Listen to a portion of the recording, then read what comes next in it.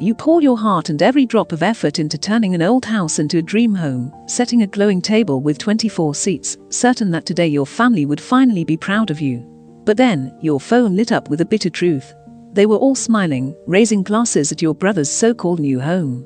And you left standing in silence, surrounded by empty chairs and meals growing cold. Have you ever felt family turn into a distorted mirror, where your hard work is ignored and someone else takes the spotlight? If this story strikes a chord, a gentle like and subscribe will be enough for us to continue sharing drama stories that reach deep into the heart. You stand frozen in the quiet of your living room, the glow from your phone still burning in your eyes, and yet your mind drifts backward, as if it needs to retrace the path that led you here. Because this betrayal did not appear overnight, it was carved slowly, over years, in little moments that piled up until they became impossible to ignore. When you were a child, you believed effort mattered. You worked hard in school, pouring yourself into books late at night while the house slept. The next morning, you'd run to your parents with a test paper in your hands, glowing with pride over the perfect score. But your mother's eyes rarely lingered on your achievement. Instead, they turned toward your brother. "Don't show off," close quote, she'd murmur. "You make him feel bad." The joy that should have been yours was swallowed by silence, replaced with a sharp edge of guilt for excelling.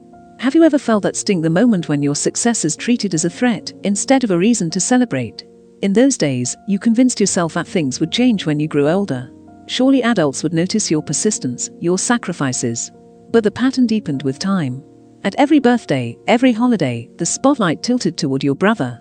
When he scraped by with a passing grade, the house filled with praise. When he dropped out of college, they wrapped him in sympathy and reassured him that the world was unfair.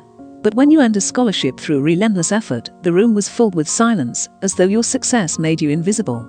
It wasn't just silence, it was the rewriting of reality. At Thanksgiving, you still remember sitting at the table when your uncle joked about your brother's bright future, close quote, while everyone laughed and nodded. And when you gently reminded them that you'd just been accepted into a prestigious program, the air froze, as if you had disturbed a fragile illusion. They quickly changed the subject, returning the conversation to his small triumphs, while ignoring the fact that you had built your future with your own hands. Have you ever sat in a room full of family and realized you were the only one unseen? Even as you stepped into adulthood, the imbalance followed you like a shadow. Your brother stumbled through half-finished business ideas and reckless decisions, but your parents always had their wallets open, their patience endless. And you took on jobs you didn't love just to keep the lights on, juggling side work to save every possible dollar. Still, they never offered to ease your burden. They told themselves you didn't need help, you were the independent one. Independence, in the language, meant abandonment. Years later, when you signed the papers for your first home, it should have been a shared triumph, a story told with pride across generations. You remembered that day, the keys warm in your hand, your pulse racing with disbelief that after so many sacrifices, you finally had something permanent, something yours. But instead of joy, your parents frowned at the neighborhood. Your mother pursed her lips, unimpressed by the size of the house. Your father muttered about whether it was a wise investment. Their words didn't crush you outright. Instead, they dug a slow, hollow ache into your chest. Still, you carried on. You told yourself that if you worked hard enough, they would see. If you proved your worth beyond question, they would be forced to acknowledge it. So you pour 9 months of sweat into restoring the home, sanding floors, refinishing crown molding, hunting down vintage fixtures. Every nail hammered into place carried a quiet hope. Maybe this time, they would look at what you built and feel pride. That hope is what shaped the housewarming invitations you sent 4 weeks before the big day. You imagined your family gathered around your table, tasting the food you prepared, laughing at stories in a home you created with your bare hands. You rehearsed the moment when your father would sip the wine you had chosen carefully and nod in approval, when your mother would glance around the room and, for once, smile without criticism. But now, standing in your empty living room, you see how naive that dream was. The truth was never about your house. It was about the narrative your family has always written. Your brother is the star, and you are the shadow. Isn't it strange how shadows exist only because something bright blocks the light? And yet here you are, asking yourself, was it ever truly brightness, or just a carefully staged illusion? Your memory drifts further, to the countless times you tried to reason with yourself. Maybe they didn't realize. Maybe they simply forgot. But deep down, you know forgetting doesn't explain years of patterns. Forgetting doesn't explain why your mother would call you selfish for celebrating your own milestones. Forgetting doesn't explain why your father always described your brother as someone with potential, close quote, while describing you as someone who already had enough. Enough. That word still stings. As if your needs, your desires, your longing for recognition were luxuries you didn't deserve. And now, with their absence at your housewarming, the word echoes louder. They decided your brother's staged celebration was worth their presence, their time, their smiles. They decided your dream wasn't. Have you ever wondered which cuts deeper, the words spoken aloud, or the silence that replaces what should have been said? As the evening stretches, the weight of this truth settles into your bones. The empty chairs around your table are not just furniture. They are symbols of every time your family chose to look past you.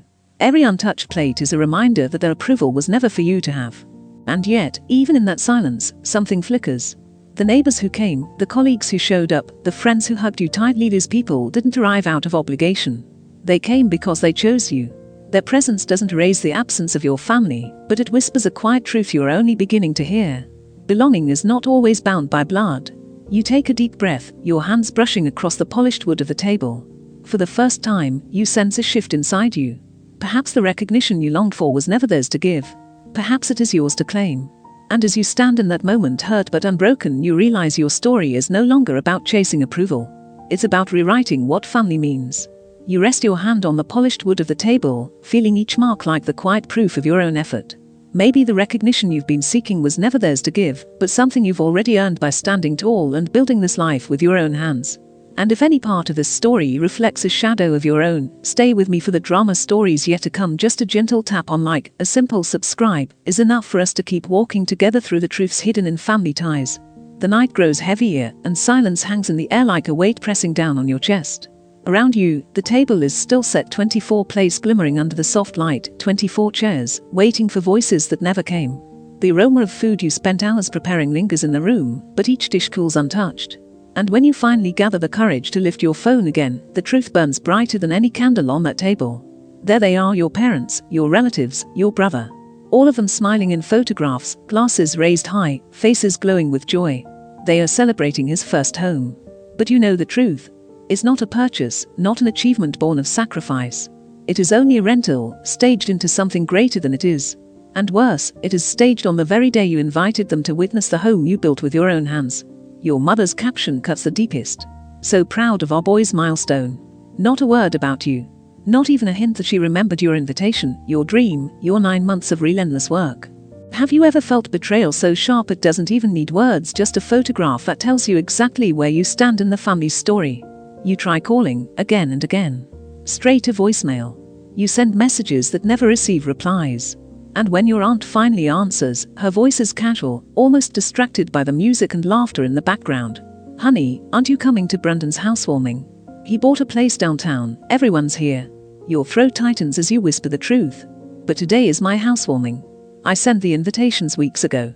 The silence that follows tells you more than words ever could. She hesitates, then mutters something about a misunderstanding, about how maybe you could stop by later after your own party. The dismissal stings like a slap, leaving you breathless.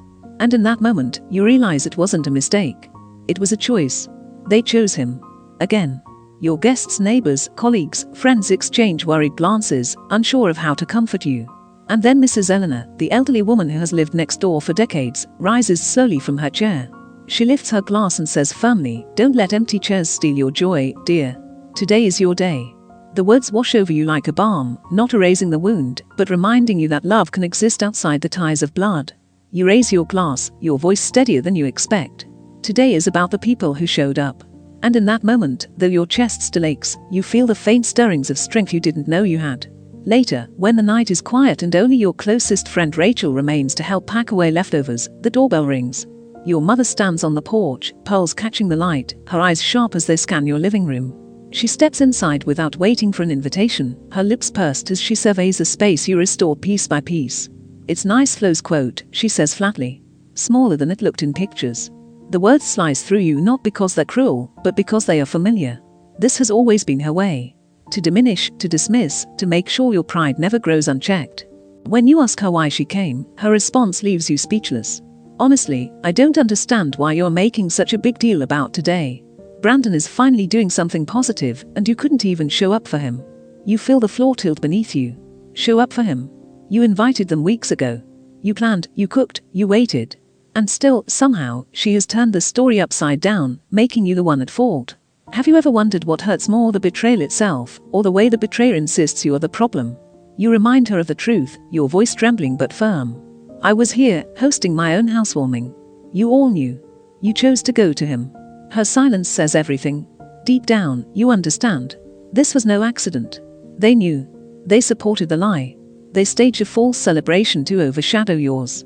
And for the first time, you refuse to swallow the pain in silence. For the first time, you speak the words you've carried for years. You remind her of every moment they ignored your achievements to protect your brother's pride, every sacrifice you made alone, while they opened their wallets and their hearts for him. Her defense crumbles into the same tired excuse. Brandon needs more support than you do. You've always been independent. But independence wasn't a gift, it was the only option they ever left you. You feel something shift inside. A fire that once burned quietly now roars to life. This is no longer about one missed party. This is about decades of being unseen, unheard, unacknowledged. You look at your mother, standing in the home you built without a single ounce of their support, and you realize you don't need their approval. You never did. And when she tells you that your father will hear about your disrespect, close quote, you answer calmly, I'm sure he will. You open the door wide and say, get out. The silence that follows is unlike any you've known before. Not the silence of neglect, not the silence of dismissal, but the silence of reclaiming your voice.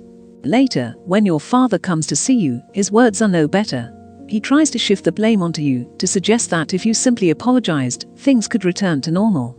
He even hints at inheritance, wielding it like a weapon of control. But you stop him cold. I don't need your money. I never did. And in that refusal, you finally see the truth. Their power over you was never. As you stand in your kitchen, wrapping the last of the leftovers, that truth settles into your bones. You cannot change what they chose tonight. But you can change what you choose tomorrow. And if you've ever found yourself staring at empty chairs, wondering why your effort was never enough, remember this. Sometimes the family that matters is the one you build. Stay with me, because the next turn in this drama story will remind you just how powerful it is to draw your own boundaries. A gentle like or subscribe is all it takes to keep walking through these moments together. No noise, no pressure, just a shared journey toward truth. Your father's visit lingers in your mind long after he leaves, his words echoing in the quiet hallways of your home. The suggestion that you should apologize, that harmony could be restored if only you bent once more, settles into your chest like a stone. For so long, you were trained to believe keeping peace was worth your silence. But now, the silence feels unbearable. It is no longer peace, it is erasure. You begin to see the patterns with startling clarity.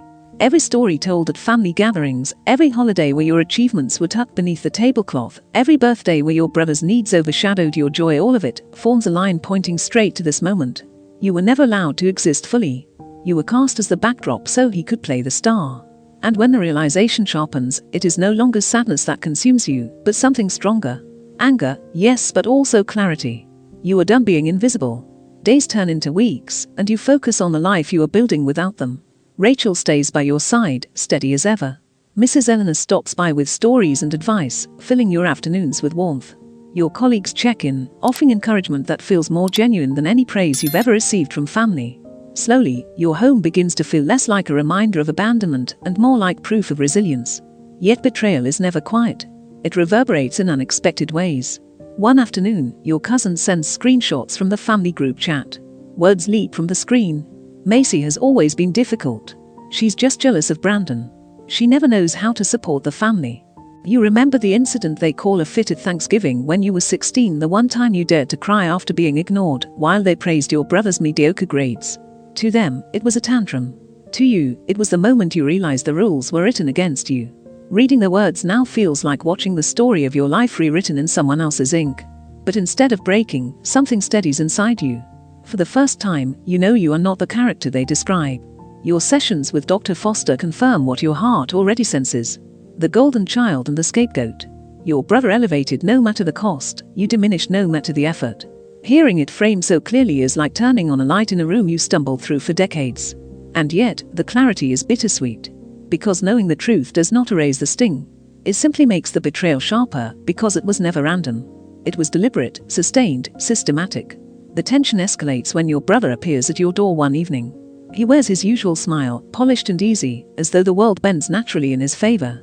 For a moment, you almost laugh at the audacity. He arrives not to apologize, but to ask for money. A new venture, he says. A brilliant opportunity. Just $15,000 to start. He speaks with such confidence, as if your refusal is unthinkable. But you see him now, stripped of the illusion you once accepted. His charm is a mask, his entitlement the only constant. And so you answer with the two letters he has never expected from you. No. The worst stuns him, and in that moment, you watch his face flicker between disbelief and anger. Yet you feel no guilt, no hesitation. Because you are no longer here to rescue him. You are here to rescue yourself. That single refusal becomes the spark for what comes next. A dinner invitation arrives from your parents Sunday, the house, a chance to talk things through. Against every instinct, you agree. But this time, you go armed with boundaries. You promise yourself you will leave if the lies return, if the belittling begins, if the conversation turns into the same cycle of blame. The evening unfolds in brittle politeness. Small talk scratches at the surface, but underneath, tension simmers. You wait for honesty, but honesty never comes. Instead, the pattern repeats. Your mother dismisses, your father mediates, your brother jokes to lighten the mood.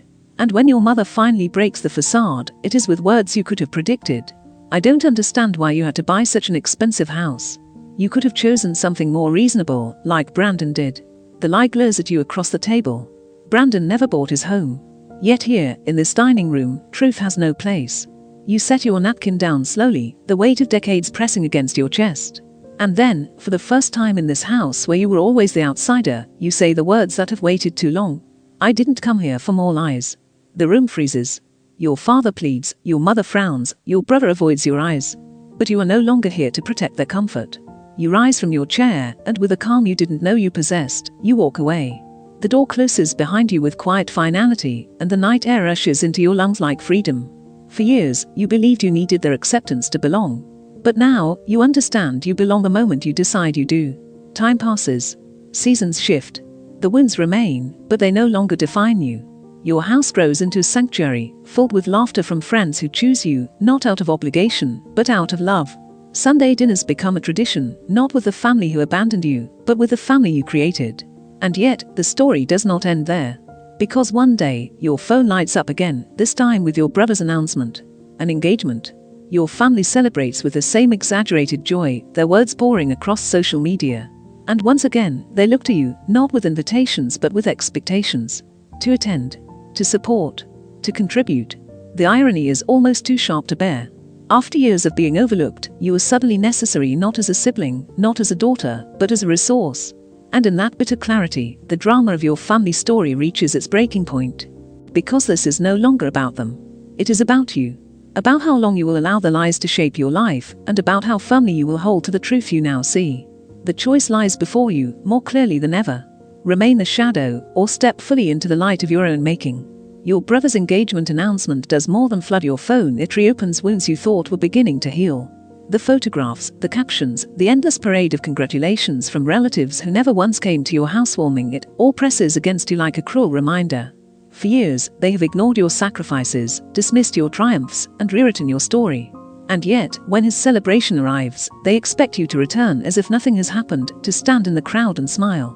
At first, you consider silence. You tell yourself you owe them nothing. But the invitations keep coming, not just from your parents but from cousins, uncles, aunts, each message carrying the same heavy phrase. Family comes together for moments like this. The words land bitter on your tongue. Where was this unity when you needed it? Where was this urgency when you set your table for 24 and were left with emptiness? Still, something inside you shifts. You decide you will not avoid them forever, not because they deserve your presence, but because you deserve to see the truth with clear eyes. This time, you will step into the storm not as the scapegoat who absorbs the narratives, but as someone who finally understands the script. The weeks before the party become a test of resolve. Rachel watches you closely, asking if you are sure, reminding you that you don't need to prove anything. But you know this is not about proving yourself. It is about reclaiming control. It is about walking into a room full of lies and choosing not to bow to them. When the day arrives, you dress simply. No elaborate gown, no statement jewelry, nothing that could be twisted into arrogance or spectacle. A forest green dress, understated and calm, reflects who you have become, unshaken, rooted, quietly strong. As you enter the country club where the engagement is held, conversations falter. Relatives glance your way, some whispering, others avoiding your eyes. Your parents force smiles, brittle at the edges. Your brother stands near the center, basking in the glow of attention, but his smile wavers when he sees you. He had expected your absence, your silence, your compliance. Instead, here you are, steady and unflinching. Jennifer, his fiancée, greets you with warmth that feels real, not rehearsed. There is relief in her eyes, as though she has been waiting for your arrival. You link arms briefly, and in that touch, you sense her quiet desperation to understand the family she is about to marry into. The evening unfolds like a fragile play. Relatives chatter about trivialities, carefully skirting the tension that hums beneath the surface. You engage politely but keep your boundaries firm. You do not apologize for being there, nor do you allow their discomfort to pull you back into silence. You stand as yourself, no more, no less. Then the inevitable moment arrives. Your brother raises his glass, preparing his toast. His charm fills the room, polished and practiced. He thanks everyone for coming, speaks of milestones, gestures toward the future. But then, as if compelled by habit, he slips into a lie. "This year has been incredible," he declares. "First, buying my own place. And now, finding the love of my life." The words hang in the air, heavy and false. Around the room, relatives shift in their seats. Some glance at their plates, others clear their throats. They know the story doesn't hold. They know the truth.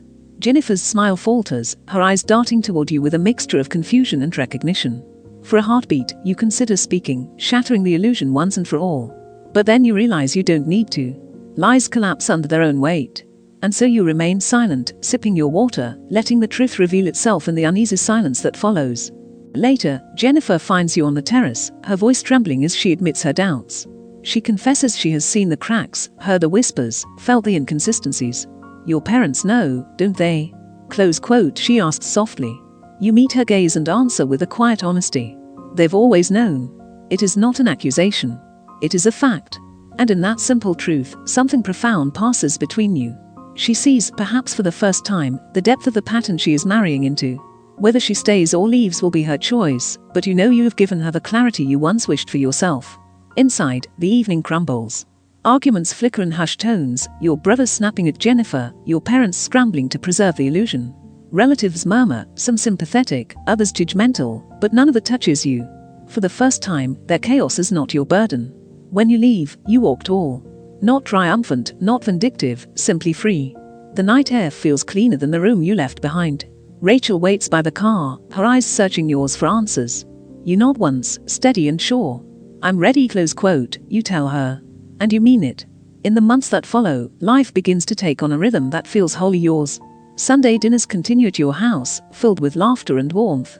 Rachel brings friends, colleagues share stories, neighbors stop by with dishes and advice. Your table, once a symbol of emptiness, now overflows with belonging. Your father visits occasionally, his presence cautious but genuine. He brings small offerings, photographs from the attic, a plant for your garden, memories he never shared before. There is regret in his eyes, though not enough to erase the past. Your mother remains distant, clinging to her narrative, unwilling to see. And your brother, stripped of his illusions, drifts further away, consumed by the stories he tells himself. But you are no longer defined by them. You find meaning in your work, joy in your friendships, love in the quiet evenings spent in a home you built from the ground up. You mentor younger colleagues, guiding them through struggles you once faced alone. You tend to your garden, learning patience from the roses that bloom only after care and time. You fill your walls with photographs of moments that matter, not staged celebrations, but genuine memories. The emptiness you once carried has transformed into space for something new. Space for chosen family, for honesty, for peace. And though the scars of betrayal remain, they no longer ache with the same sharpness. Instead, they remind you of the strength it took to arrive here. Because in the end, you realize this truth. The greatest revenge is not anger, nor is it silence. The greatest revenge is living a life so full, so authentic, that the lies can no longer touch you. And as you sit at your table 1 year later, surrounded by those who chose to be here, you understand this is what family looks like. Not the blood that binds you, but the presence that sustains you. The year has turned full circle, and as twilight settles over your home, you find yourself standing once more at the table you once set in vain. But tonight, it is no longer a place of absence. Every chair is filled with laughter, every glass raised by people who chose to stay. You look around and realize the emptiness that once haunted you has become the foundation for something stronger, something real. The pain of betrayal hasn't vanished, but it has transformed into clarity. Family is not measured by bloodlines, but by presence, by truth, by the quiet courage to stand with you when others walk away. And if you've ever carried the same ache, remember you are not defined by those who turn their backs, but by the ones who